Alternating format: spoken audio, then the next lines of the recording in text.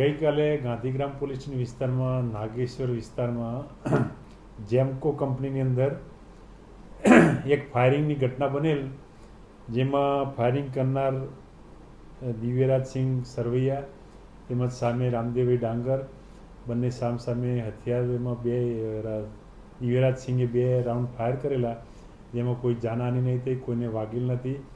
તેમજ રામદેવ ડાંગરે પણ હથિયાર કાઢેલ પરંતુ ફાયરિંગ કરેલ નહીં.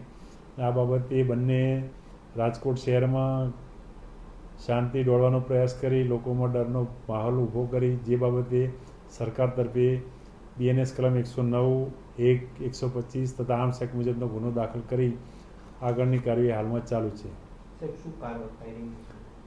ફાયરિંગ કરવાનું કારણ એ જ છે કે બંનેમાં કોઈ લેતી દેતી પૈસાની બાબતે કોઈ સામાન્ય બોલાચાલીથી અને આવેશમાં આવી જઈ અને ફાયરિંગ કરેલ છે. જે દિવ્યરાજસિંહ સરવૈયા પાસે કાયદેસર પરવાનાનું હથિયાર છે અને રામદેવ ડાંગર જોડે કોઈ એ બાબતનો પરવાનો લાયસન્સ નથી.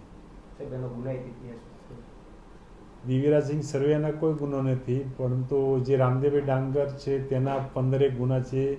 અગાઉ પાસામાં પણ જઈ આવેલો છે અને હાલમાં જ થોડા સમય પહેલાં એક ખૂનના ગુનાની અંદરથી જામીન મુક્ત થયેલ છે.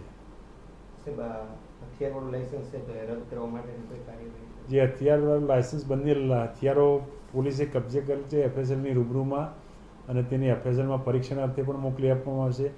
અને ત્યારબાદ પોલીસ કમિશનર સાહેબશ્રીને આ બાબતે જાહેરનામા વિરુદ્ધનો ગુનો હોય જે હથિયાર લાયસન્સ રદ કરવા માટે પણ પોલીસ દ્વારા કાર્યવાહી કરવામાં આવશે.